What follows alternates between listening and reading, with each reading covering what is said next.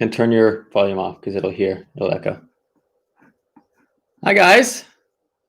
I'm sorry about that. My Wi-Fi decided to go downhill and cause me some problems, but here we are. We're back in action. I hope everybody is well, and I've got a lot of catching up to do as far as the questions and comments go. So let's get rid of that. Let's see who's got some fun questions for me. First of all, how are you? I can't hear you, but I hope you're well.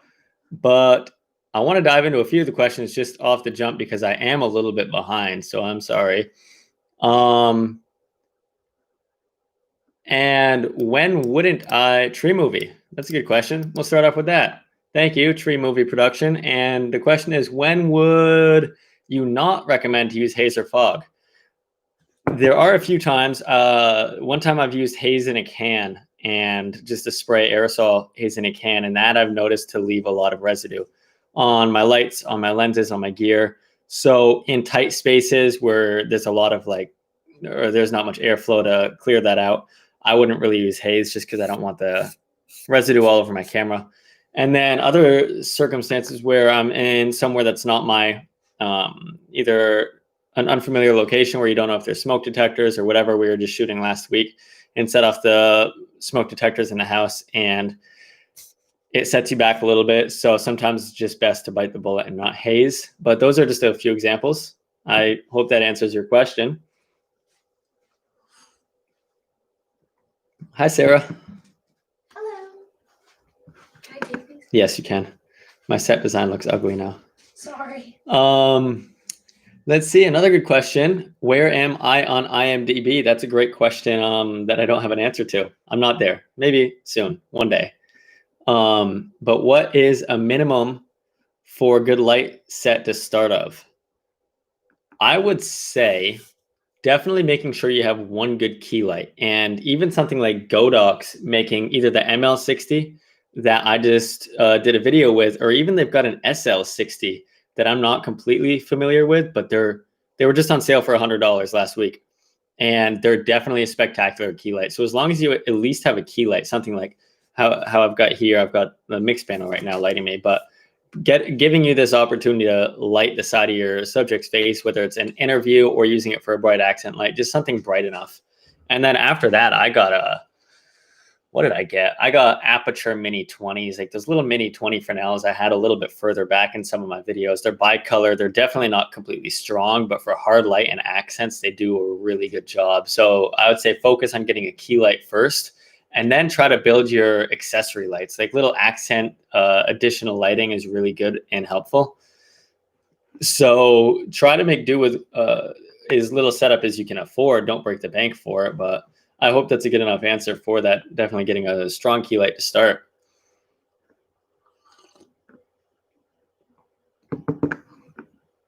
Oh, we have a lot of you guys. I'm so grateful. This is fun. I have fun doing it. So I hope that you guys have fun as well. Zetkey, I did slap my computer and it did work. So everybody thanks Zetkey for making this work, because if it wasn't for him, we wouldn't be here right now. But Tree Movie was another question, and then I'll hold off. He's got a lot of great questions, but I want to get to some others. So I'll answer this one. Did I go to film school, and where did I learn all of these things? I did not go to film school or photo school or anything like that, actually. I started when I was 13 years old doing photography. And from there, I just spent all my days online and on YouTube. And a lot of people like Jared Polin of Frono's Photo. I learned a lot from him. I learned a lot from a guy, Carl Taylor, and Serge Ramelli. He's Photo Serge. So a lot of the more technical, basic stuff of photography I learned. And through the years, I just did a lot of trial and error, tried new things, was inspired by new things, tried and failed, and really experimented a lot of different things. And over the years, kind of developed a little bit more of a style or a direction or a path, and really focused in the beginning, at least on all the technical stuff. So camera settings, composition, different lighting environments, and using natural light. I did a lot with natural light simply because I just couldn't afford any lights. So the sun or whatever ambient light was around me was all I had. And from there, I just kept going out and spending hours and hours and hours doing this stuff. And we're always learning and we're always growing, but the best way to learn is real life experience. So no film school, definitely just a lot of online, either forums or friends or other social media, and just getting inspiration from people is how I've done a lot of my learning. And now I want to give back. That's kind of the main thing that I guess started off my YouTube, is that I really want to give back to everybody and keep teaching whatever I have to offer. I know I'm not the best and the most pro there is, but I want to offer whatever knowledge that I've gained over the years to you guys.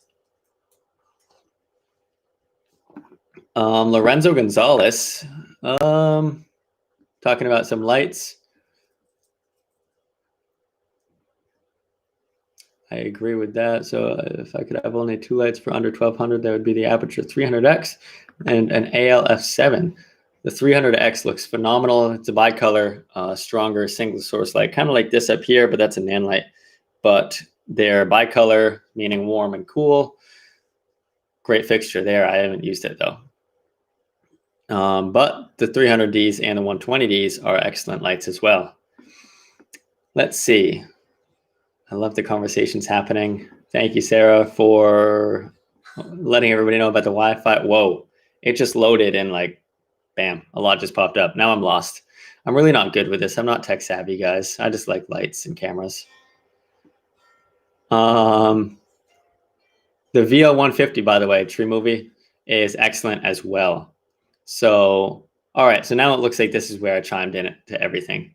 Hey, there he is. Hello. And I'm a one-man band. So how deep into cinematography should I go? I would say Zetke. That's a good question. He wants to know, he's into directing, and he wants to know how deep into cinematography he should go because he's a one-man band.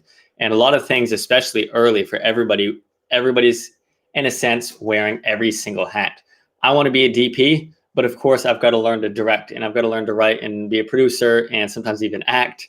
And there's a lot of different hats that need to be worn. And I would say how deep, or as far as how deep you should go into it, enough to be able to have a full understanding and kind of a universal understanding when you're on set, when you're eventually working with a bunch of other people, that you know what's going on and have some kind of experience to say, if somebody didn't show up or if somebody needed you or your assistance, you would be capable. But don't spend every waking minute focusing on being a cinematographer when you want to be a director. So I hope that helps. And filmmaking in Dubai, I wish I had an answer to that. I have not gone to Dubai. I have some friends that have. They've spoken very highly of it, said it was a really cool place. But it would be fun. Some nice desert shooting and really cool cities. I don't believe that it would be boring to shoot out in Dubai. But where am I? Oh, it keeps loading and bouncing and I keep getting lost. So let's see, what else? What do we have for some good questions? Can I shoot good quality with an average smartphone? Yes. Really, whatever you have, if that's all you have, you can still make do. You can still use basic kind of framework or foundation or technical knowledge of at least where to place a light, whether it's an artificial light or a practical light or just like a house light. Wherever you angle your subject, I mean, you're not going to want your subject to be staring straight into the brightness because we know that we want a far side key. So I don't know how this works. Yeah, see, you're shooting into the shadow of me, and then you've got this kind of coming from an angle. If all you have is a smartphone, still use that basic kind of framework or textbook knowledge of where you want to place your light and how you want to direct them or where you want the natural light to be coming from. So regardless of the camera, of course, if you're spending $50,000 on a camera, it will look better. But that doesn't mean you can't get anything good with a phone or just a basic Canon or Nikon DSLR.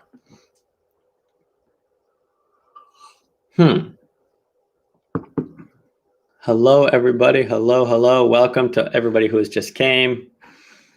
Looks like we got a full classroom here today. And the Aperture Amaran, I don't even know how it's pronounced, let alone I haven't had the time to actually look into it yet. I want to get my hands on it, but I've spoke with Aperture and they don't have any left right now. So at some point in time, hopefully I'll be using those on some of my tutorials or some of my sets, and I'll be able to give a better explanation of how good they are. But I've seen quite a bit out and about of how cool they look. So as far as first impressions, I'm not let down. So there's that.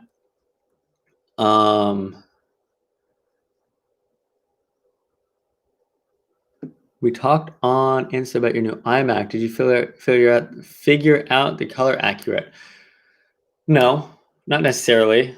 I need to calibrate my Mac. So I just got a new iMac, and I was working on a MacBook Pro for the longest time, way too long, to the point where I was just, I don't know, exhausted trying to make it work.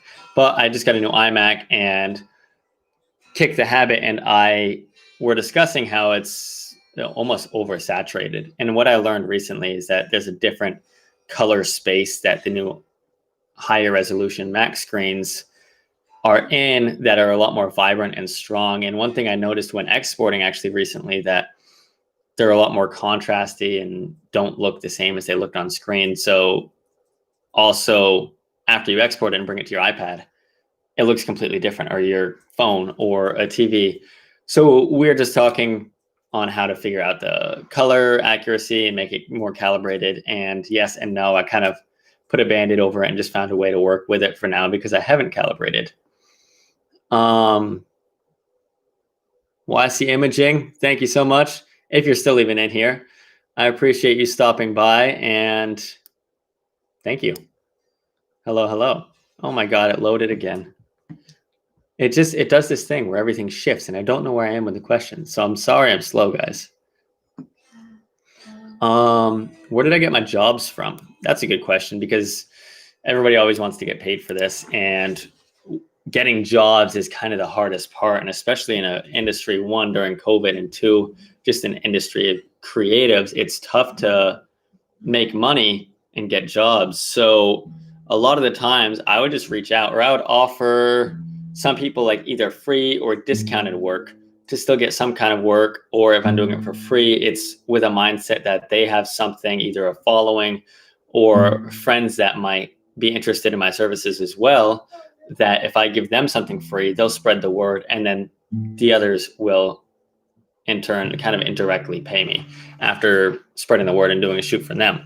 So word of mouth definitely helps a lot, and just doing a lot of work to show everybody in which way what you can do, or in any which way what you can do with your craft and with your talent. And then just almost like I've said before, being persistent. And even though I get 1,000 no's for one yes, I still get one yes of work. So definitely word of mouth and making yourself known and putting yourself out there, regardless of how discouraging it is really important to getting clients and getting jobs.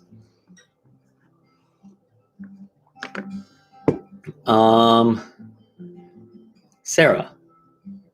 What? I love you. Are you single? Sorry. Somebody else asked about your hair and I took credit. Oh, thank you.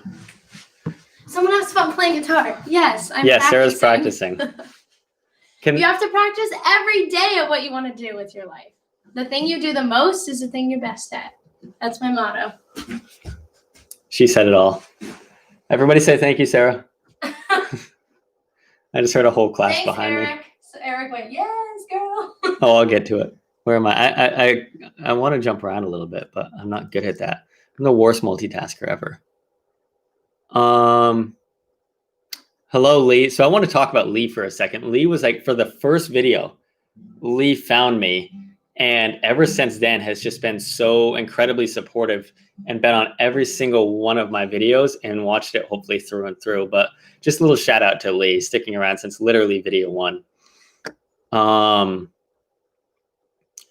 But Someone said, does Sarah have a channel? Sarah does have a YouTube channel. I'm going to put it here for a second. No, you don't have to. I don't even know how. There. Everybody follow Sarah. I think, I don't know where it went, but I hit it there. So let's see. I just saw a really good one. How do you determine what to set your end camera white balance when lighting a subject? Same as the key light. So yes, a lot of the times, say I'm lighting with this camera and I have control over the white balance, My key light here is set to 5600 Kelvin. So of course I want true white light on me. So I set it to 5600. But if I want, say this was like a warm house lamp, it's warm, right? Like it's casting a really orange color, and I'm trying to motivate a light off of that. So I'm trying to motivate this light right here. I want to match that up. So I would put this to a warmer color temperature, like 2700 Kelvin, something like that, and really match the color temperature, you know? So a lot of the times, yes, I will put it to exactly what my key light is, but that's for like a clean white look. Other times I'll get more creative and adjust the white balance to make a light warmer or cooler tone. So moving on here. I hope this is fun.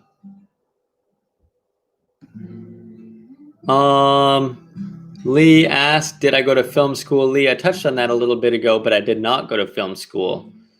I've actually just learned through online, through YouTube, through friends and experience, and it's worked kind of well for me. I'm happy.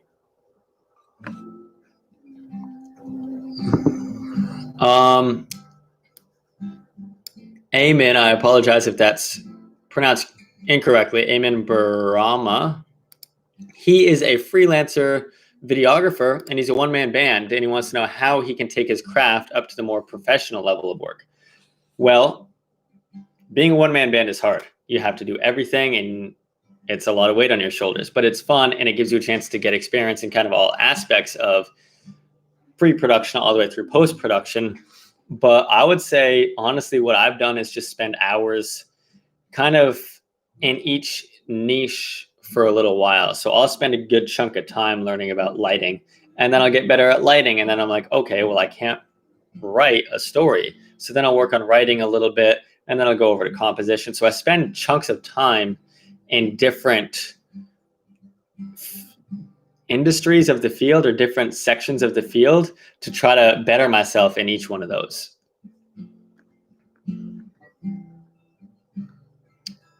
What is your go-to commercial light? I don't know. I'm loving the mixed panel 150, but Light Panels just sent me some of their Gemini 1x1s, and I've been using those, and I love those as well. Really similar to the 150, but has its own little differences. So I used to love like single source, like hard source lights like that Forza right there, but I'm starting to like the panels a little bit more.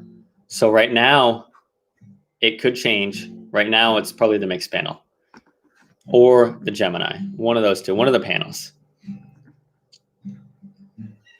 Have I ever shot in Australia, David Webster? No, but I would absolutely love to. A lot of you guys are actually from Australia, and I was shocked by that. Like, there's an immense amount of you guys, an immense amount of my friends that I've developed through Instagram, DP friends, filmer friends that are in Australia. So I'm guessing there's a lot going on there, which makes me feel a lot more inclined to go out there.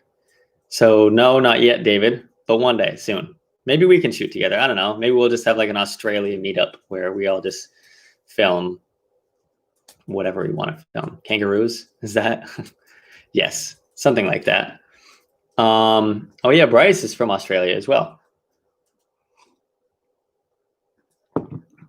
And thank you, Palab. I apologize, that's probably wrong. Palab Talukdar. He just says thank you for the classes. He's not going to film school as well. Film school is expensive. College is expensive. So that's another reason why I want to be a resource Study on YouTube. business. That's true. It's better to study that. I made that mistake. I went to college for communications or engineering at first. I was going to be an engineer. Can you believe that? I was going to be an engineer, and I went through high school doing an engineering like tech section of school. And then I went into college and realized that I was bad at math. Engineers are supposed to be good at math. Did you know that? I didn't. I just liked engineering. It's cool to make things. So I went into communications after that and spent more money on tuition for communications, and I didn't even know what I wanted to do fully.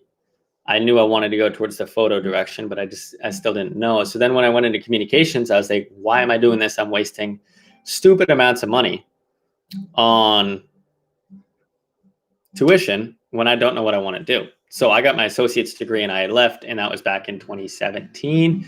So now I've just been freelancing since then. But that's not to say don't go to college. I'm not saying that. Please don't listen to me when I say that. might not be the best influence. Every path is different. And I'm ranting on this because I saw a question somewhere along the line about, do I go to film school? Do I not? Do I go to college? So on and so forth. Yeah. Is it okay? Yeah. Sarah wants to say something. So I think you agree because we've had this conversation before, but from our experience, I studied sound engineering. I kind of wish I would have studied business or marketing or business marketing. I'm pretty sure there's a degree for that too, both. But I think as freelance artists, it would benefit us a lot more if we had a business background, because if you're pursuing cinematography or music or anything in the arts, most of the time you can learn what you need to learn online or from people like him, and that you have a natural talent and passion for it. So you should go to school for something that you couldn't really learn on your own. And business is pretty heavy. So I feel like going to school for that is really good. And you learn a lot about taxes. That's true. That's my weakness, is the business side of things. Yeah. I might go back to school for a business marketing degree. It might be helpful. I might too. I've thought about it. But yeah, so that's pretty much it. If you're going to go to college, make sure you know how it's going to benefit you. Don't just go, in my opinion. I wasted way too much money. And yeah, but film school also has a lot of benefits to it.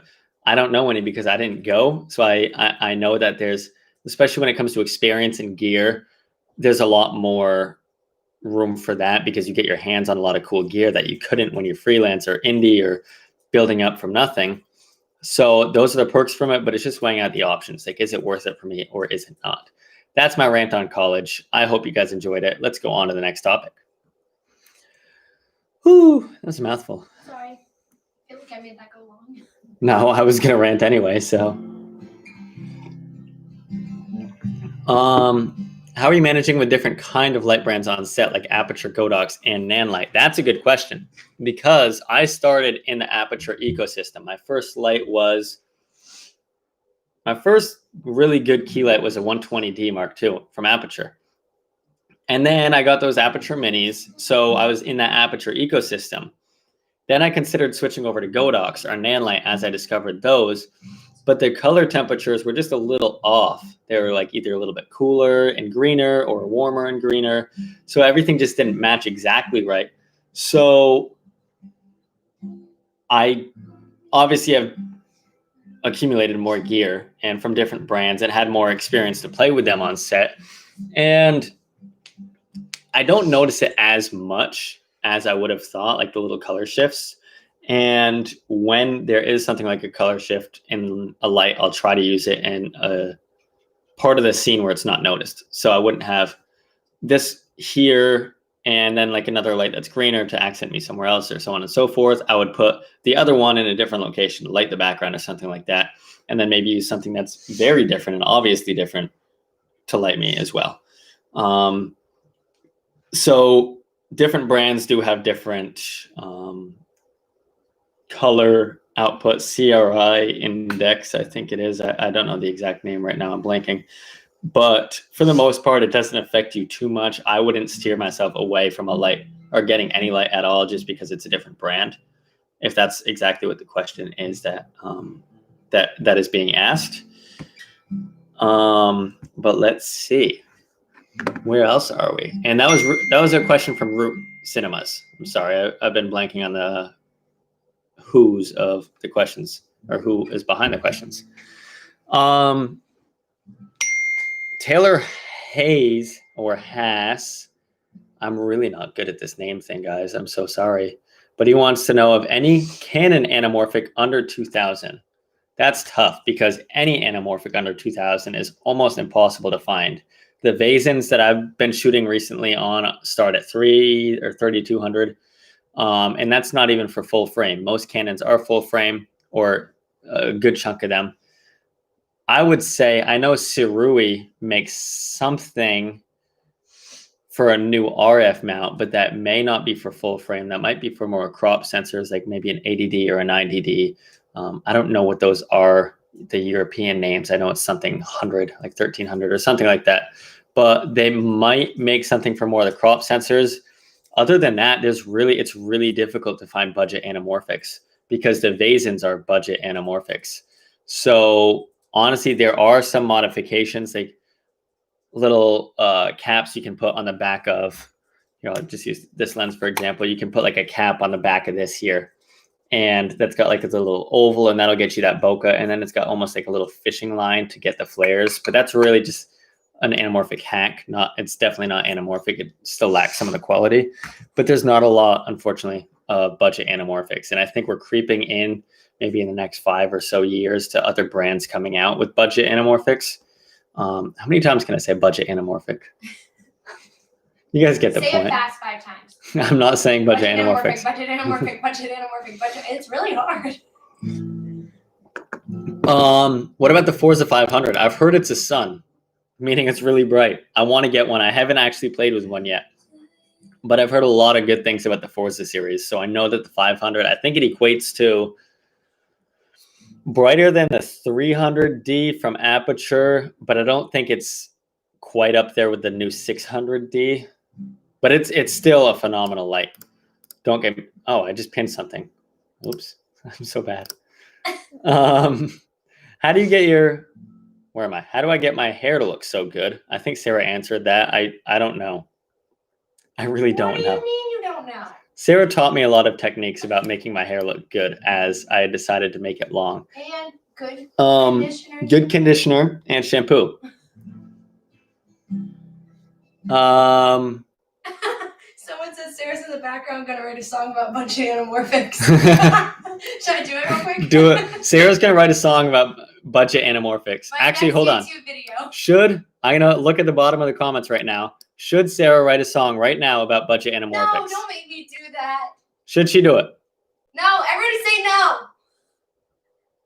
10? Yes, thank you. 8? Wait, what? Is there a no? Oh, there's too many yeses. Oh God. I don't see any. Are you serious? Oh, I see a yes. Oh, yes. No. Yes. Okay, Lorenzo's on my side. Ikoza. No, you got to do it. Oh, She's got to do it. Lorenzo backed me up. He said she has better ideas. It's true. Oh, well. She's going to have to write a song, maybe. I'll leave that up to her. Yeah, why not? Let's see. Where am I? I'm going backtracking now, or I'm backtracking. Please no. Oh, my goodness, guys. You're making it hard for me with all these questions. No, just kidding. Please. Someone said do a song about Brady's hair. Sarah's writing songs about me over there.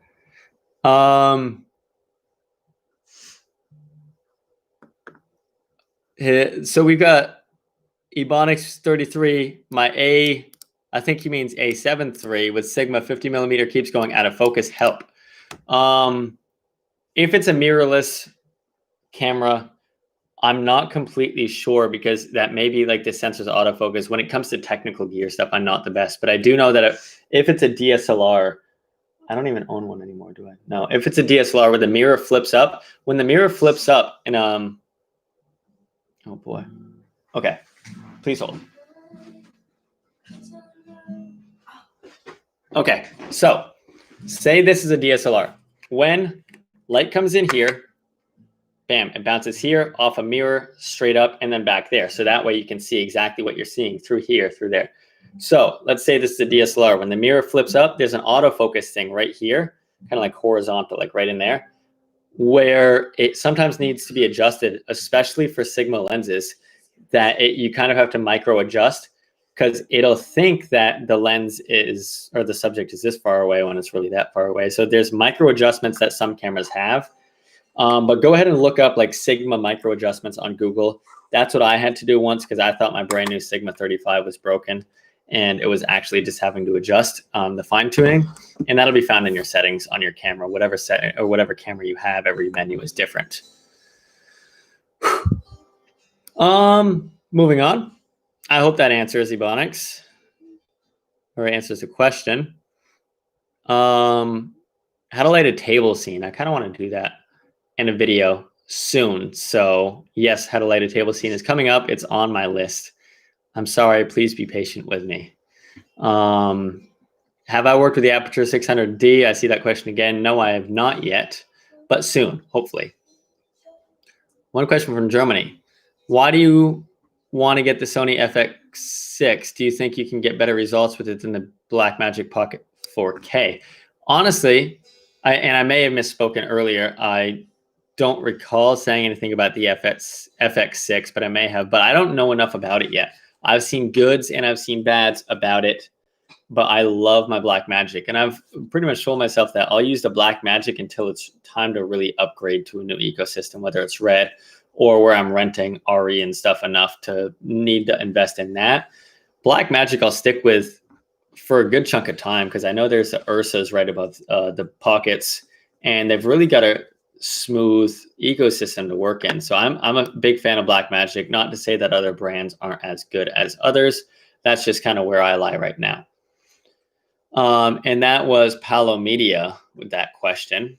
And Camera Dennis wants to know, what are your favorite lights for commercial projects? And my take on the Forza 500. So I just said that the 500 I have not used yet. I know it's probably just a bigger version of like the Forza 200. But my favorite lights are probably, like I said before, the mix panel and the Gemini, just because there's gel modes, there's color modes, there's white balance or CCT, like color temperature, white, and warms and cools. So those are a great source for me to use, especially when I'm limited, and it kind of has an all-in-one. So that's probably my favorite lighting for that. Oh,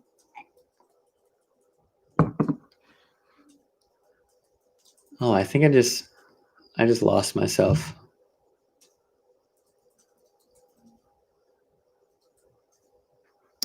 Yeah, well, I'm lost now.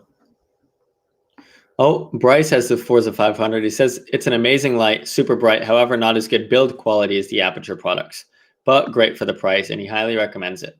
Thank you, Bryce, because I didn't necessarily know that.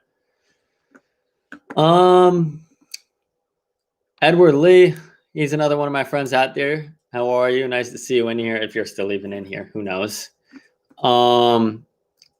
Moving on here. Let's see. From the quality of knowledge, looks, it sounds like you went to film school. Very nice. Thank you so much, Lee. I appreciate that. And Paolo's got the R5, and he sold his Blackmagic.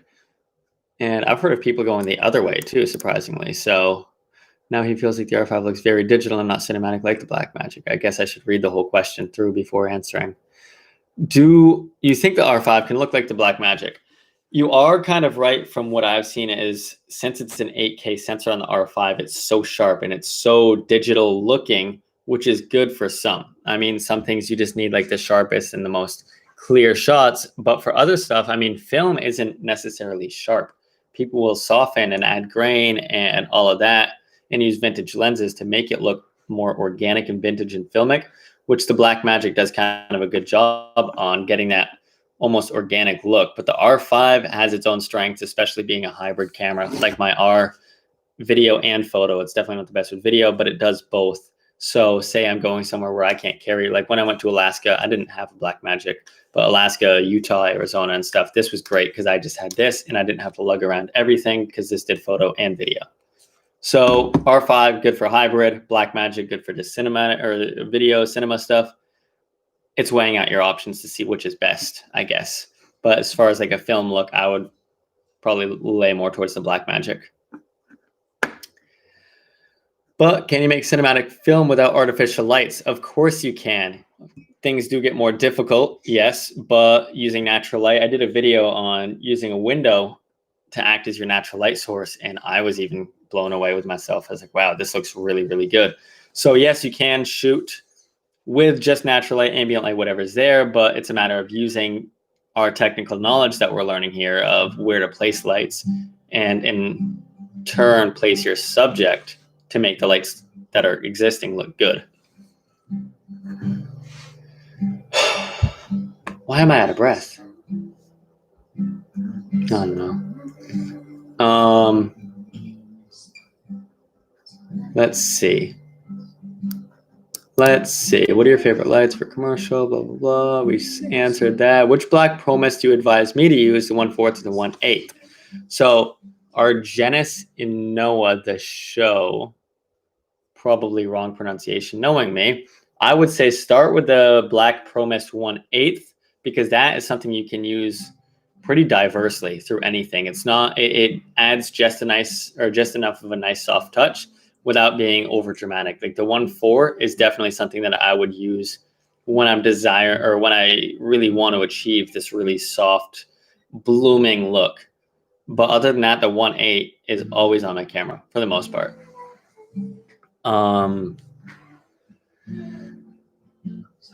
Are you going to make an online course? I have something in the works. I can't say what, but something really good that I hope you guys like regarding kind of an online course in that realm of things. So stay tuned for the next couple of months. Bear with me, be patient, because I think you're going to like it. It's a really fun thing that we're working on, but I can't say what, not yet.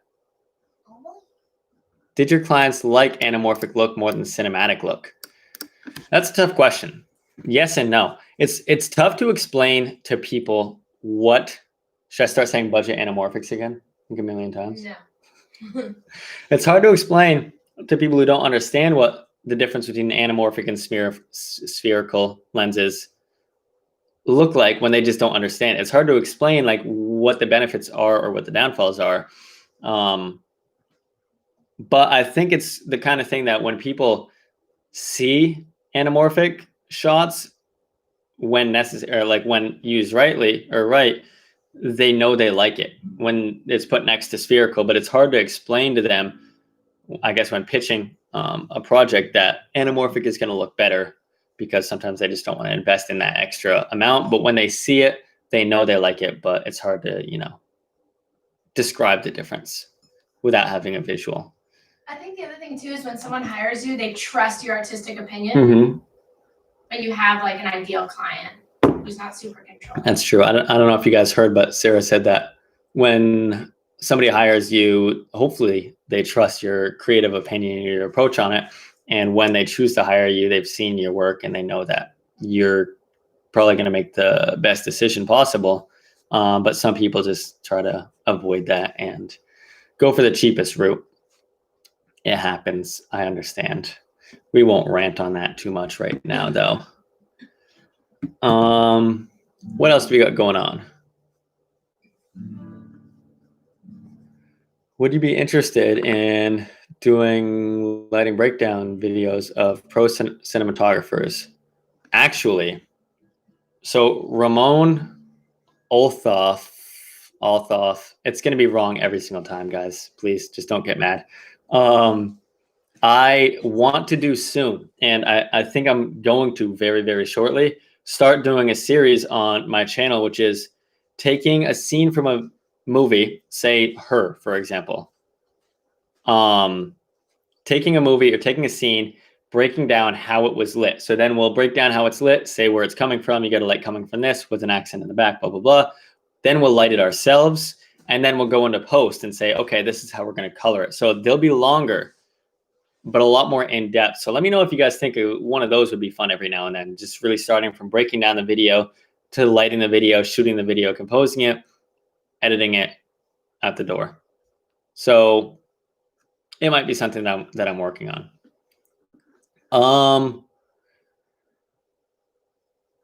Let's see. So thank you for that question, Ramon. It was a really good one, actually. So, kicked a habit vouchers for no film school or college. He's created a business working with some of the biggest companies in his area. Hard work, dedication, and time. Be patient. That is true as well. But we're not going to rant on college again because I did that. Graduated with a degree in marketing, works as a creative marketing specialist. Wow. So these comments are like 10 minutes behind what I'm talking about. Yeah. But I know I'm not going to be able to get to all of the questions, everybody. I'm sorry. I love all the questions, and I guess I need to do this again. But Wandering DP, yes, efficiency commented saying cinematography breakdowns. Wandering DP does a great job of breaking down really a lot of great commercials, and it looks like he's made an appearance back on YouTube lately. So we're all grateful for that. If you ever hear this, we're all grateful. But let's see. Let's skip down a little bit more. Let's see.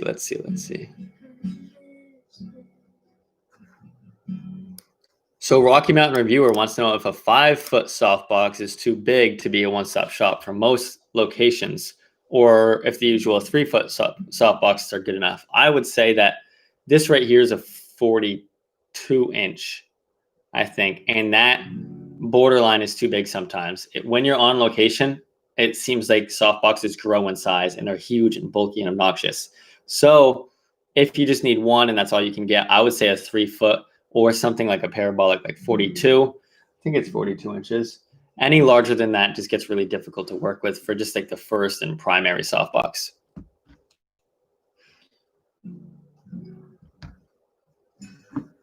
Let's see, what else do we got going on? Are there good YouTube channels for business? I'm sure there are. YouTube is like, aside from Google, the largest search engine resource out there. So I guarantee someone's out there giving their business knowledge. I should look into that. I feel attacked, but I'm sure there are. Let's see.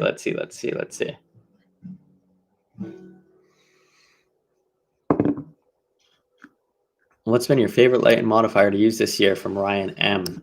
Oh boy.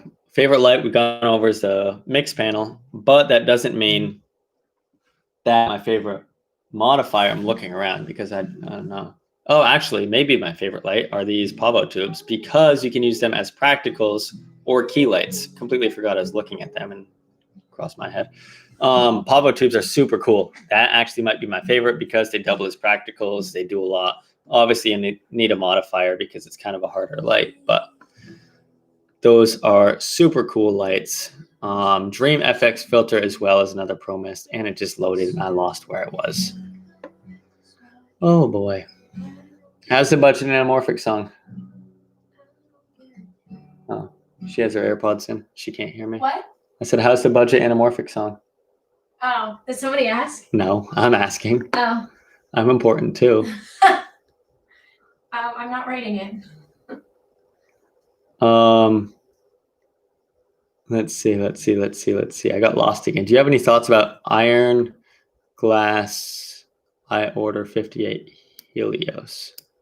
So I'm assuming we're talking about the 58 Helios or the Helios 44-2, whatever it is. I've seen that they look super cool. They have a lot of really cool swirly bokeh, especially on the edges.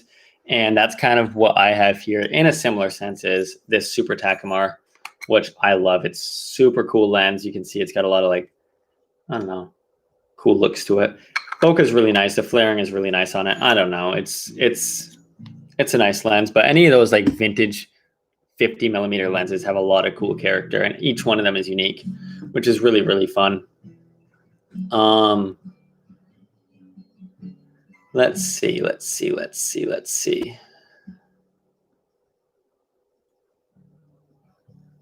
A few people want a song tutorial. Yep. So you better get going, Sarah. I'll do that on my channel. Bryce, did you only stand up to show us your cool denim jacket? Last time, so here's my denim jacket. Last time, just make fun of me for a second because I've had it for like 3 months. I don't know where it is. Still on there? I think it fell off. No, I think you took it off because. No, it's still here. Brady. I've had the tag on for so long, and I don't know why.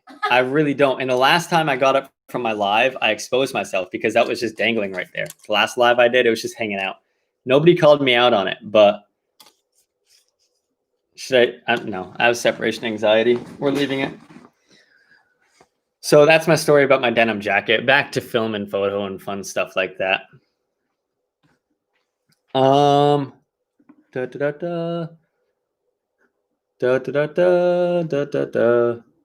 if you can afford the iron glass, blah, blah, blah.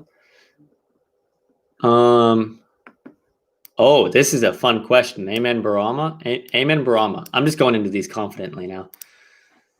He said, can you tell us briefly about your journey in the creative field? Sit back, relax, get your tea, coffee, popcorn, whatever you want. This is a fun one. My journey started when I was in 8th grade. I went to Washington, D.C., and I had an iPhone 4, and I took a picture of a cherry blossom. That's how it started. No. So a lot of people noticed the picture. For some reason, all my friends were like, whoa, that's so cool. So I started taking a bunch of iPhone pictures of literally everything. And I thought, like, I can make things look so cool. I'm the best. That was a lie.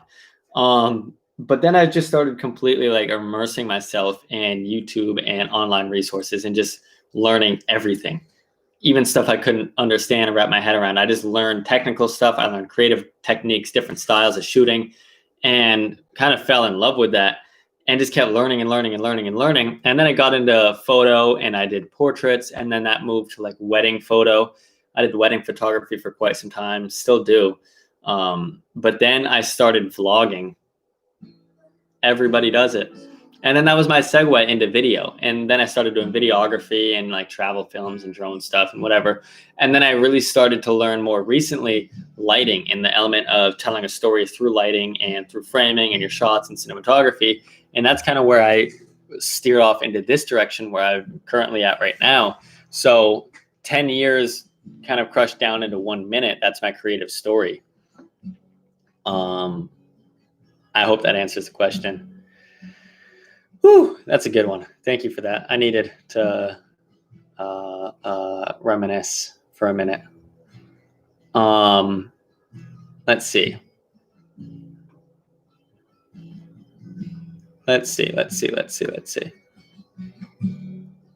My friend Luke just joined in. What's up, Brady? Sorry about these text notifications. Oh, am I that far behind? Yeah. So I guess all those text notifications were from Luke. Oh, well, he's saying hi. What advice do you have for a young creative who has trouble being confident in their voice while working with older, more experienced creatives when creating a project? That is a really good question. So pretty much, for example, say we're a teenager working with 25, 30-year-olds. It's really discouraging. I'm speaking kind of firsthand because oftentimes, even me, I was shooting weddings at 16, 17 years old. Who is going to trust a kid that looks like 10 with their wedding photos? It's true. So it's very discouraging. But at the end of the day, and actually my sophomore year biology teacher taught me this, Mr. Weiss, I think. I don't know, not that it matters. But he taught me that if you're somewhere, a location, if you're shooting, if you're doing whatever you're doing, you're meant to be there. So you got to treat it as so. If someone doesn't like that, then they don't like that, then they can go on with their day. But at the end of the day, if someone's hiring you to shoot with them, whether you're a PA or whether you're a DP or a photographer, you're meant to be there for a reason and they're hiring you for a reason. So own up to that and kind of be confident about it and ignore the fact that you're half the age of all of them. Be prideful. I mean, I'm 15. I'm shooting something that you are when you're 30. Don't be mean like that. But definitely don't let it break you down. Don't get discouraged about it because I did plenty of times, and I wish that I didn't. So, Frankie, that's a great question. Sorry, it's 10 minutes late. Everybody knows by now I'm pretty delayed. The Blackmagic 4K achieving a better look than the GH5 and the GH5S. I don't know an answer to that because I haven't used the GH5s. I know they're really great and I know they strive in their own world, but yeah, I haven't used them, so I'm sorry I can't answer that accurately. Let's see, where else are we? And the A7 III Ramiel RK. I don't know much about low light. I know I've shot a couple weddings on Sony's and the low light capabilities are really good, but I don't really know exactly which Sony I was on. So in regards to low light capabilities of the Sony A7 III, I can't necessarily answer that. I'm hoping somebody in the comments can or already has. If so, disregard that. Oh, he wants to see me light a bedroom scene when subject is so close to the bed or the wall. We just did that. Coming soon. We just did that in our commercial, and I struggled, but we did it. So I hope you guys like it. Manny, that's coming soon. Please be patient. Let's see.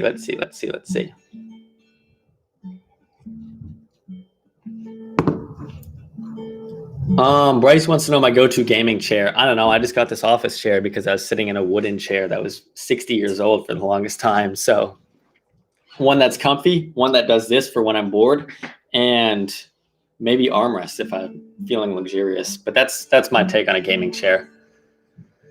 Anyway, What camera am I using to stream? Just the one on my iMac, the new 2021.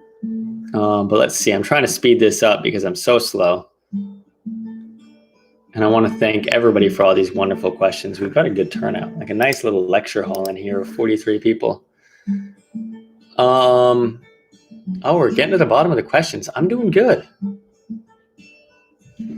How much to rent my jacket? Come pick it up. Borrow it for a day. It's free. Oh. That's why you made that joke. Well, $100. Tree Movie wants to know what ND filters I use. I use the Tiffin ND filters. It's kind of a mid-range. It's not the cheapest. It's not the most expensive. They do have a little warm green shift. So you do get that. But with any neutral density filter, you're going to have a little bit of a color shift. It's never going to be exactly spot on, at least so I think. But they're definitely a good ND. They're not too bad. I have no complaints over it. Bryce is out of here. He's probably gone by now, but thank you so much for sticking around and all of the great questions.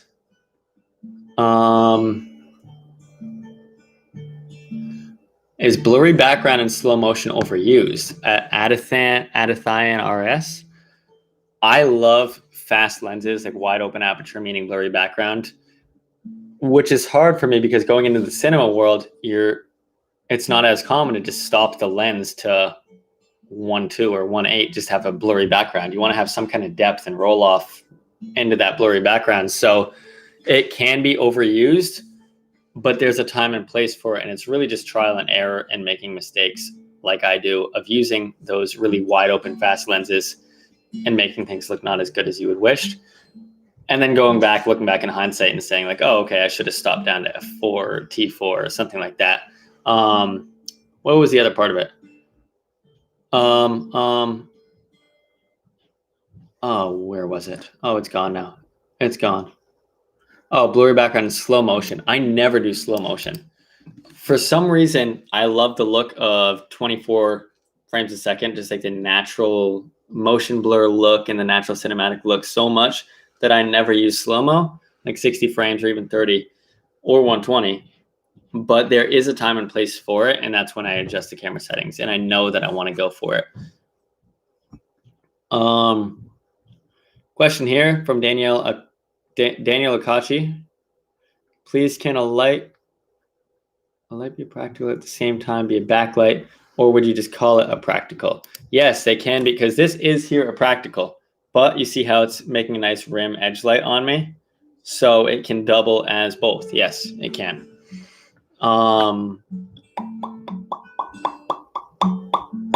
Which lights would you use? Sometimes I just look at these, my head's just like, I think I have ADD because I'm like squirrel and like I'm supposed to read in the comments.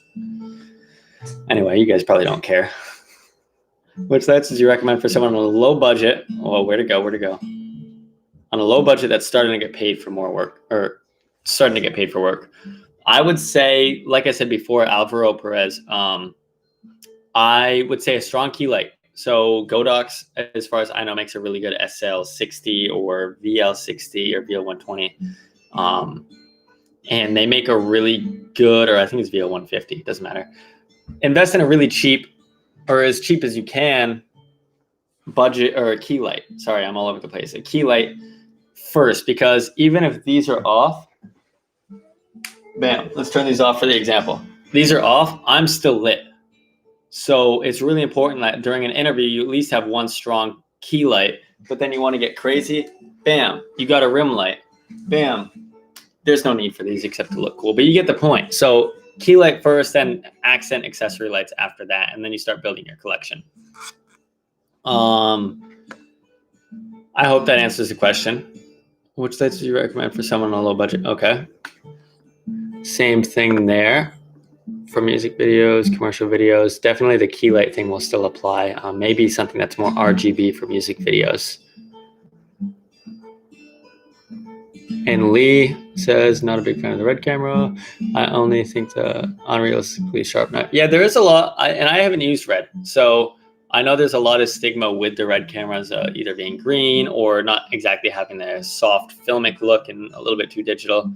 I can't speak on that. Somebody in the comments might be able to as well. But so the 5-in-1 reflector question from Ramiel RK.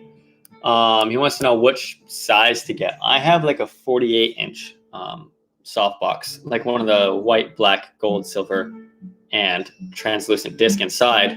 And I think it's 45 inches. Anything smaller than that, like the 36 inches, get a little bit tough because they don't cover your full subject. So it really limits you to just tights and smaller subjects. So probably about like a 45-inch and plus. Sometimes you can get like the tall body size ones. Those are good options as well.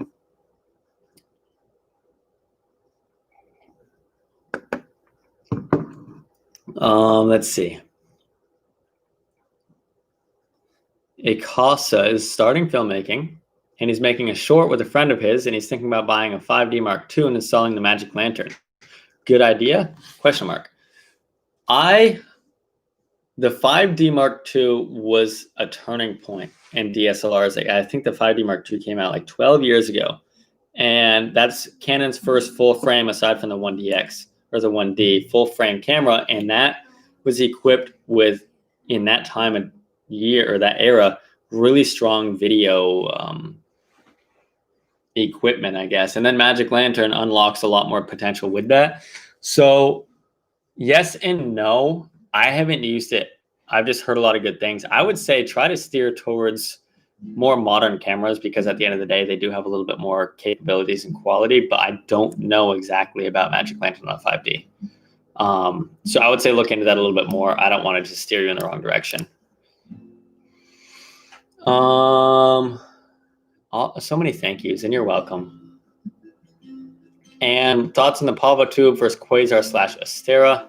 I haven't used any of them. I believe they've got better wireless and Wi-Fi capabilities on the others, which I wish that these had.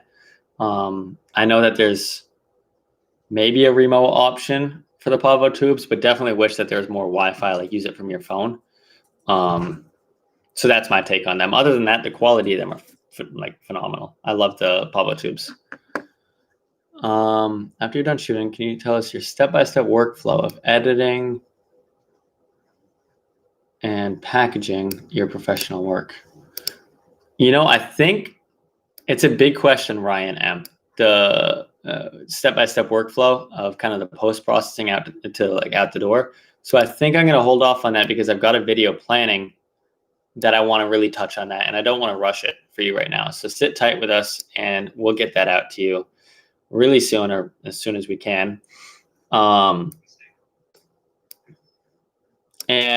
Dino, with kind of more of a coloring question, Dino Nikevsky, he wants to know a tip on how to make black smooth and not crashing or crushed since I shoot 8-bit, not 10-bit. Be friends with your waveforms. I don't have any waveforms to show you right now, but the second you see on your waveform like a really harsh line on either the low or the high, that's when you're really crushing or squeezing off the highlights, and then you're going to start to get artifacts and stuff like that. So try to keep everything in that range of your waveforms to make sure that nothing is dropping off and you're losing any quality. But we're probably wrapping up to the last few minutes here, so I'm going to try to rush through all of these. Brandon Yin, I think it's pronounced. He wants to know if when I shoot at 24 frames a second, do I always double the shutter speed or do I ever go past that? Sometimes I'll go to 1/60th, but the only times I do that is if there's a light with a flicker, like a different frequency, so it flickers, and then I change to 1/60th or 1/40th. I'm not sure. It smoothens out and it's not like an obnoxious flicker. But for the most part, I stick right around at 1/50th or 1/48 of a second if your camera does that. Let's see. Exposing correctly log shots. I've always found Cedric to be going more towards the high end of the frame, but you don't want to lose all of your info on the high end with the brights. But bring it down, like I guess if my screen right here is the waveform, bring the highlights right up there when exposing, and then kind of drop it a little bit lower, and make sure you're not crushing your blacks at all. But highlights are a lot harder to bring back once they're clipped than our shadows. So keep that in mind as well when exposing for your log shots. Definitely use false color or waveforms, histograms, anything like that, because that'll tell you exactly what your sensor is seeing, not what your eyes are seeing on the screen. What do you say? I do a couple more. I think I'm gonna do a couple of more questions here, guys, and then I gotta keep going on with my night. So I'm so sorry. I'm sure I missed some because I'm technically challenged. And let's see. How do you define the word cinematic? Because I see a lot of people stitching some B-roll and weird music that doesn't make any sense together and calling them cinematic. Thanks to YouTube, and that is Adithian RS. Thanks to YouTube, a lot of people will just throw cinematic on footage, like slow motion B-roll or whatever, and call it cinematic. I don't think there may be a very cut in stone definition for cinematic, but I think that just the important part is being able to tell a story with your shots. And the art of cinematography is just showing what the mood is, or portraying the mood or the feeling or the environment that they're in, or you're trying to portray with your shots, not just throwing a cool color grade on it and throwing it out the door. So to me, that's kind of the difference, but that may not even be right. It's really open to your own interpretation.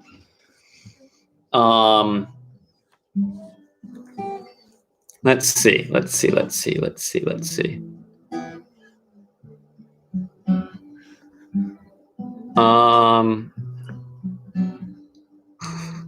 Jose Garcia, have you ever clamped any of your friends? Remember that video where I said, clamp it to your friends, clamp it to whatever? Oh, yeah. In one of my videos, I referenced little spring clamps, and he wants to know if I clamped it to my friends. Aww. Yeah, I'm annoying. I annoy Sarah on days when I'm bored. Tell Ryan M I said thank you. Ryan M, we all thank Sarah for the background music, but she says thank you as well.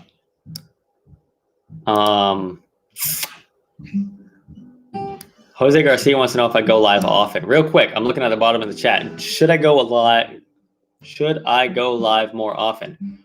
This is kind of my first time that I've really had time to sit down and do it. So should I? I'm looking at the comments. Can you ask them something? Can you ask them if I did a little show live if they watch on my channel? Yes. Can you ask them? Yes. Sarah has a question as well.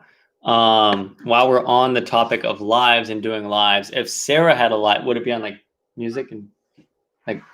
No, I would play a show. Oh, that's even cooler. If Sarah, sorry, I blanked on that. If Sarah did a live show, playing her music, like a live stream concert kind of thing, would you guys join in? Would you do it? So. No, but they watch. Sorry, that's what I meant. Would you watch it? I'm not good at this. Would you watch Sarah's live stream concert if she held one as well on her own channel? Oh, okay. Oh, someone said they would pay for what? What? Also, Daniel Akachi said, I hear a G minor chord. Does somebody have perfect pitch? Was that a G minor? Yeah. Oh, it was a G minor. Oh my goodness. So many yeses. Yes, we'll watch your show live. Said we'll watch your show if Brady plays the tambourine. Or the triangle. I taught him guitar, so maybe he'll play a song on it if you guys all come watch. I should do it. That would be fun. That's scary. And then someone said, do a lighting tutorial on her setup. Deal. It'll probably just be these, but. Yeah, I know. I think I'm just going to hang out for a second. Wait to see what other questions come in. But when does Starbucks close? Guys, do you know what time Starbucks closes? Oh, what's your dream as a filmmaker? David Webster. Where do you want to be to feel like you've made it? That is a phenomenal question that I don't have much of an answer to. No, I don't. It's not my dream to be in Hollywood and filming movies and stuff like that. If I'm there and I like it, then awesome. If I'm happy, that's what I want to, or that's kind of like the, what am I saying? I'll be happy if I'm happy doing what I'm doing, I guess is what I'm trying to say. But a lot of like cinematic short commercial kind of things, like really telling a story based around a product is really fun to me. So almost making an emotional attachment or pulling heartstrings based off of a product or based around a product is really fun for me. Oh boy, oh boy, oh boy, oh boy, oh boy. Dino, these are Pavo tubes right here. Nanlights 30C. Where is it? Right there. 30C Pavo tubes. And then last one, Ryan M says Starbucks closes at 8 p.m. Thank you, Ryan. Doing an interview setup. I'm really just waiting for like a bunch of questions to come in so I can pick the best one.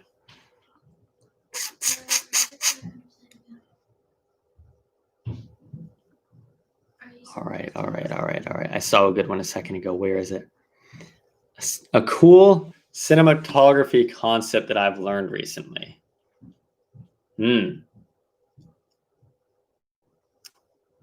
That's going to make me think for a second.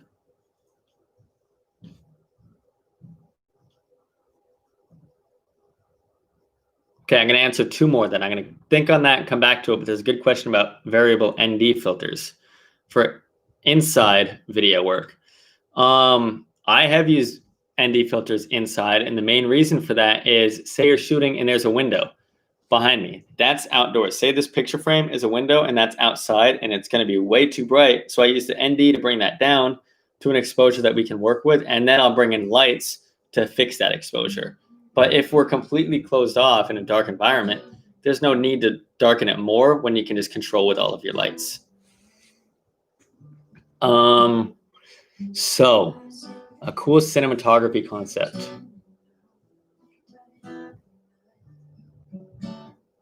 Oh, wow. Have I annoyed you with a cool cinematography concept I learned recently? It never annoys me. Well, been obnoxiously talking about it nonstop. I do that. I'm trying to think. I feel like I know there's something. It's right there, but I just can't think of it. with a cinematography concept. Yes, there is something and I cannot remember it. I'm going crazy. Ooh, that's a good question. What? What's your ultimate goal as a filmmaker? To make people feel. That's mine. That's a writer. I wish you guys could have seen her do that. She did this kind of thing. I didn't do it like that. I came up like a fountain. I feel really stumped with the cinematography concept. I'm really like ripping my hair out about it. I don't know. There was one, and now I can't. I mean, it's not new, but I've been loving backlighting and wrapping light around smoothly. So that's what I'm going to go with right now, because I love. Where am I? Oh my God, I'm really not going to do this well. Say. Major negative tone. No. Say here, we're focusing on the blue light, backlighting just a little bit and wrapping this around into, bam, there's our example. This kind of thing. You see that? So you got the nice edge light, and then that's just coming over into dark. That's really fun for me right now. So it's not necessarily new, but it's a fun concept. Now I feel like a bunch of more questions just came in, and I feel bad not answering all of them. Let's see. There is one question. Thoughts on reviewing work made by your subscribers. I would love to.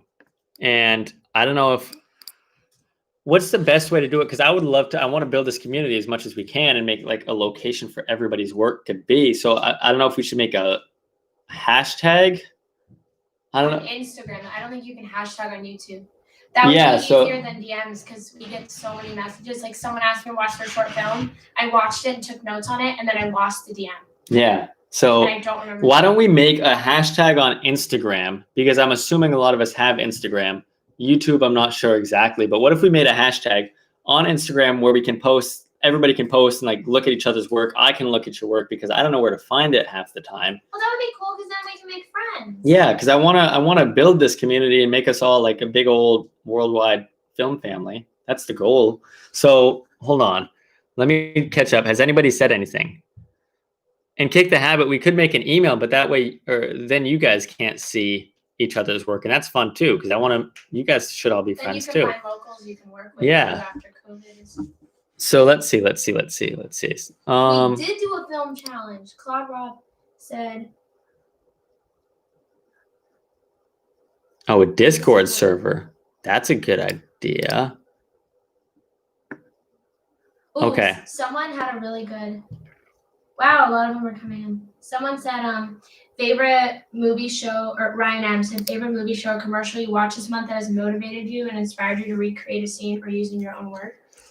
Oh, the gum commercials. Oh, wait, which one? Ryan M said, favorite movie, show, or commercial you watched this month that has motivated you or inspired you to recreate a scene. We didn't necessarily recreate anything, but like. There's two things here. This excites me. I'm like a little nerd. So favorite movie, Ryan M wants to know a favorite movie, show, commercial that I watched this month that has motivated or inspired inspired me and Sarah, because she writes a lot too, to recreate a scene or use my own work. There are two. So extra gum. So I think it's Extras under Wrigley. So they make amazingly beautifully crafted stories for their gum commercials. So definitely check those out. There's one that's called Maxon Bill or something like that. There's one that's Can't Help Falling in Love. There's a few of those, but then also Audi released one a year ago, and yeah, it's called An Avant Story. So I've never had a commercial make me cry. In the gum commercial with the old man and the young boy playing chess, what's it called? What's it called? The gum. Extra gum. Extra. You just said it. Sorry. Okay. So I'm pinning this. Everybody should check these out because these are extremely inspiring and cool. So they're up top there. Extra and this Avant Story have really beautifully crafted cinematography and story, everything from beginning all the way through to the end. And it looks like Discord is definitely the way to go. Is Discord free? Can somebody answer that question for me right now? Is Discord a free thing? Like, do I need to pay to make that hub for everybody? It delays. Yes, I think yes. Discord is free. Discord is free. Perfect. I'm going to make a Discord. I guess I can't do it while on the call right now, but. Home Depot, $10 work lights as a beginner light. What have you used when you first started learning to light scenes? Oh my gosh. I feel so old. What's Discord? That's how I feel like. And I'm 24, so it's I guess just not as common. Desi! Desi, if you don't have your tea, you can leave and come back. Thank you. Oh boy, I'm ADD. So okay, so I'm gonna make a Discord. I'm gonna learn how to make a Discord. Then I'm gonna make a Discord. Then I assume I'm gonna put a post on the community tab on my thing once I make it, and I guess put the link or the username or whatever it is. Clearly, I don't know. But until then, should I do a hashtag? No, I guess it won't be long till I make it. What will be the name? Once we understand what Discord is. I think the name should be like Brady Bessette, the classroom. Wait, don't say that now because you don't know. Yeah, I don't know what it's going to be yet. So I'll look it up and I'll put everything you need to know, like the info and all that in a tab. Because we do have a short film out. We did in 48 hours, so it was really fast. We do have another one that I have written, but it needs more actors than just me. So we're kind of waiting COVID out. But yes, Lee, we do have a short film that we made 48 hours? Yeah. For a competition that we missed the deadline by 3 minutes because of exporting. We started on Friday and we had until like, I don't know, it was like 3 a.m. on Sunday night. And I went to export it at 2 a.m. and it took an hour and 5 minutes to export. So we missed the deadline. Yeah, but it's still really good and it's on Brady's channel and mine, but watch it on Brady's. It's called The Letter.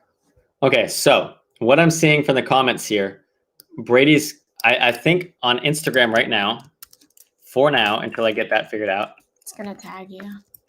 Oh, Brady's classroom. So that's what we're going to do. So I'm going to replace the pin. So up here, no, sorry.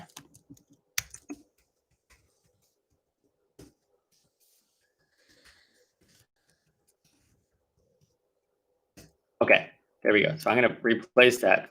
Bam. So on Instagram, until the time comes when I make the Discord, Brady's classroom, everybody make that a community. Like, look at other people's work. Don't just post it to have me see it. Like, I want you to see everybody else's. I want everybody else to see yours. And I want you guys to make friends with somebody in Australia and somebody in Canada to be friends, and everywhere else in between. That's super cool to me. So maybe it's just because I'm a nerd. But please use that hashtag until I make the Discord. Bye, Dino. Have a good sleep. Bye, Dino. Take care.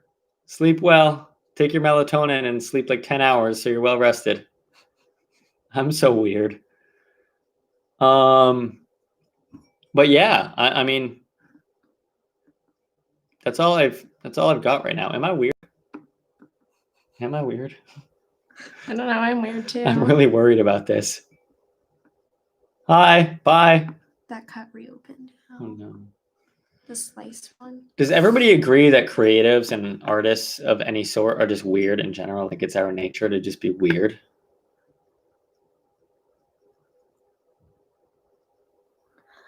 I don't think I'm offended. No, I'm not offended. I'm just mad you spelled my name with an H. No, I'm just kidding. It's with no H. No, you didn't upset me.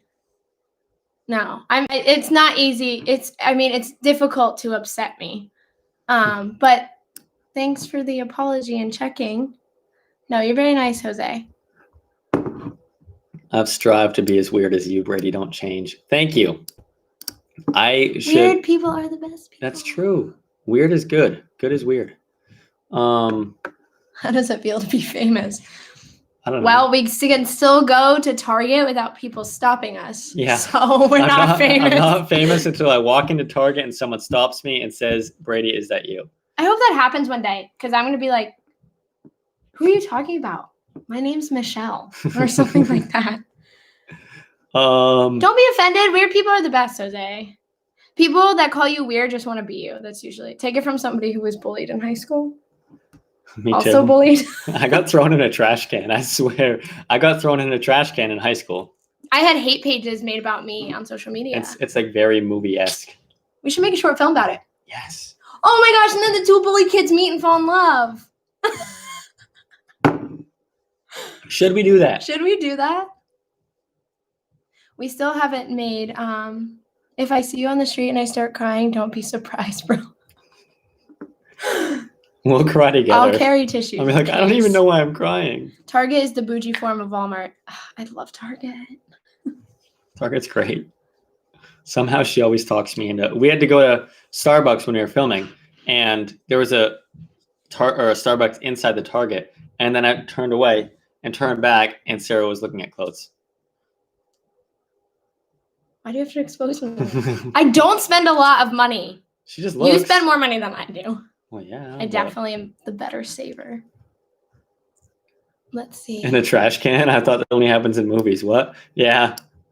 And I thought that, looking back in hindsight, I realized that I was being like bullied, but I just thought it was fun. Like, people put me in a trash can. I was like, woo, this is fun. We're all friends. We weren't all friends. Aww. Short film called heard Trash them. Can. Trash can film. The fly has to be romantic. I've always wanted to make a short film about how we met. Don't say how we met. It'd be a long film. But people have said we should make a film about it because interesting. I'm enjoying this hanging out. I wish I could like see you guys. I wish this could be I feel just a weird huge that I like, crashed it, but favorite binge watch. Criminal Minds. No. Blue Bloods. Or What's that plane one? oh boy. Oh boy. Flight 4028. No. Guys, what is the show where there's the plane? They whisper. You hear the whispers. Yeah, they in hear their the voice. head. The plane that took off and landed 5 years later, but nobody ever knew. What is that show? Please, it's driving me crazy. Honestly, question. If you had to guess how much money you spend on all the equipments you own, it's not super important. Just curious. I don't know, and my brain's too fried to add stuff up, so I'm not sure. I'm sorry. Someone else said any favorite Too film much. directors? Too much money. Someone said I'll bite. How did you meet?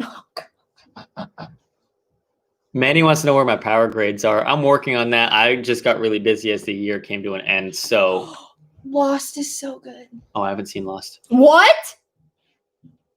Are you serious? Okay.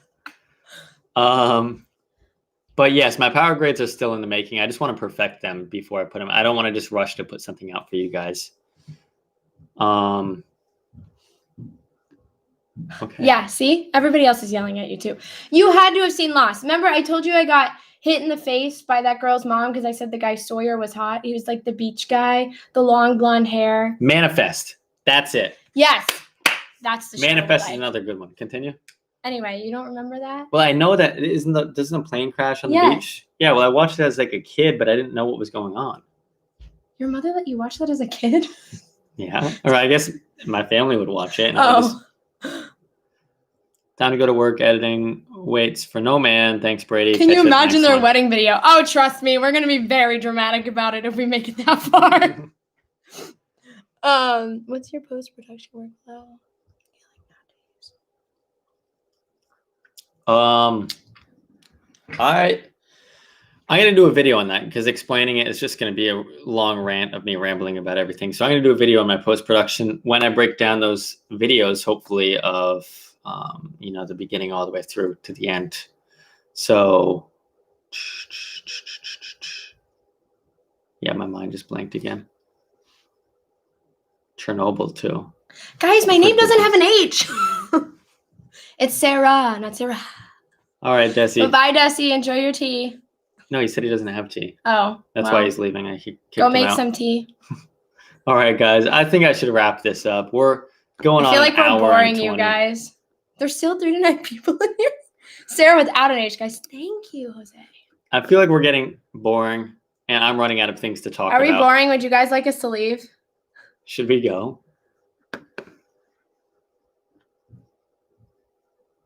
Oh, Hey, Ryan. Thank you so much. That was so sweet. You rule, Ryan.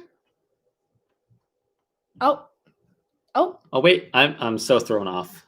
Half you want us to go. Half you want us to stay. I think I need someone to break this tie. let's sacrifice Sarah. Oh, somebody. What? Someone said who's your favorite director? No, why? Wait. So what's the hashtag? Brady, hashtag Brady Classroom. Oh, maybe you can't see it. No, if you click it right up there. It's the pinned comment. Click the pin. Right up. I don't just know why got I'm here. pointing. What time is it here? It is 5:30, and we're supposed to go a surprise place. He's taking me somewhere surprise tonight, but Yeah, that's my is it gonna YouTube live. close? Oh, wait, really? No, I'm kidding. Oh, is it gonna close? No. Oh.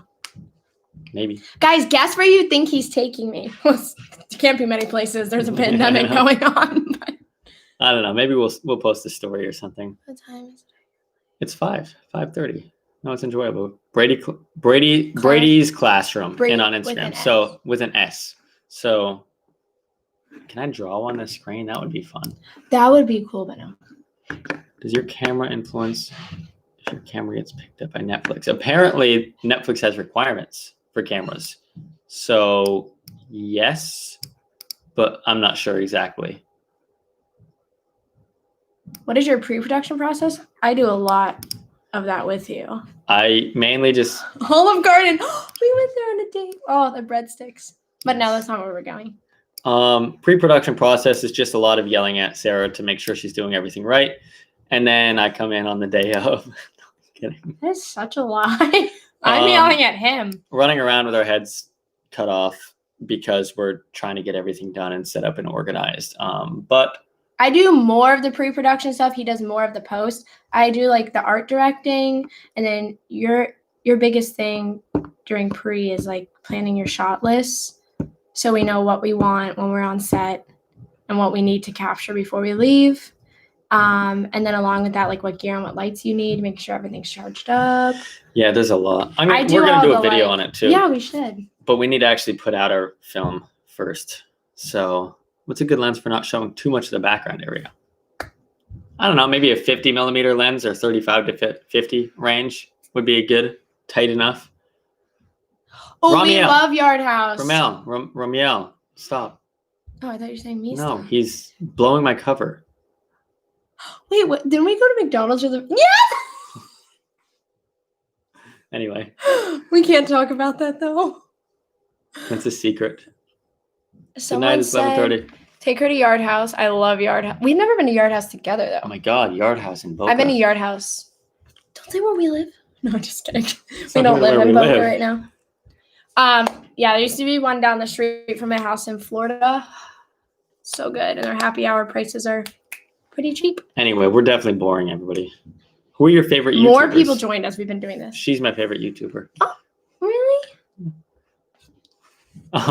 Someone said, how old are you? 5. He's 5 years I'm old. 24, but act like I'm 5. It's 1:30 a.m. Maxwell, I go had to to go teach my sleep. girlfriend about shutter speed and ISO tonight. That's a good thing to learn. The technical stuff. That's so cute. Is she gonna second shoot for you, or is she interested just because you're passionate about it? That's a good question.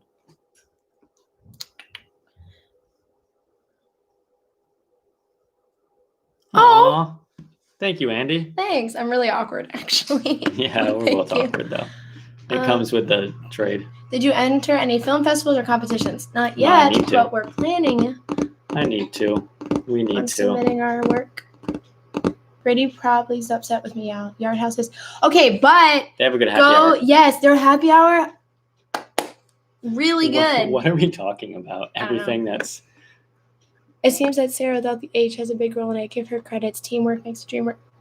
it's true. I wish I could This- hug you. I really do appreciate that because I don't know. I feel like a lot of times I get seen as like the girlfriend and not by Brady, but like other people don't She see plays what I do. a phenomenal role in like ideas and filming and acting. But I and- don't do this stuff because of him. It's something I was really passionate about and something he's also passionate about. So it's kind of cool that it's blended in our relationship. So thank you, Gabriel. Thank you so much for recognizing We're that. a good team. But I feel like I need to head out here. It's an hour 30 now. So I just think that, Oh, wow. yeah, I know we've been here for a while. I'm going to wrap up here. So I'm sorry if I didn't get to all the questions, guys. I want to thank you so much for coming on here. Last thing I want to add is that hashtag. Use the hashtag Brady's Classroom. I'm going to make a Discord Oh, at some point soon. And then we're moving out of Vermont. where in Vermont are you moving?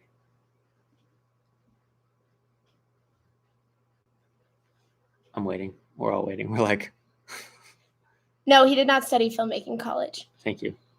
He learned from YouTube. Where in Vermont? Do you guys want him or us, for the ones that like me too, to do a live like weekly?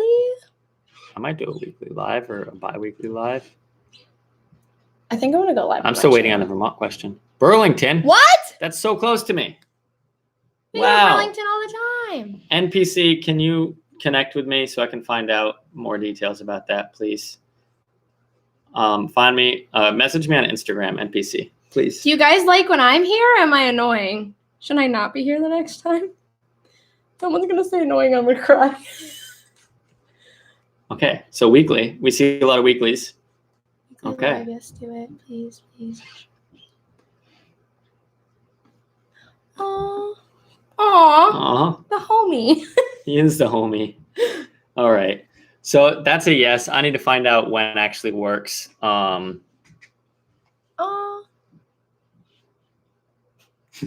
That better be I sarcasm. hope you're joking because I am a little sensitive. Perfect. Well, oh, you're gonna riot. Okay, we'll see you guys next Wednesday. No, but really, it's true. No, I'm not. I like my channel. I like doing my thingies. All right. Well, we're gonna head out, guys. Thank you. Did you see the last yeah, I know. comment? Okay. You're great too, efficiency. I'm saying it for the last time. We're leaving. We got to go. I'll post to my community thing, the Discord. Use the hashtag. Thank you guys so much. She's going to go practice her song about the budget anamorphics. No, And we're going to my surprise. we will see you guys later. Bye, guys.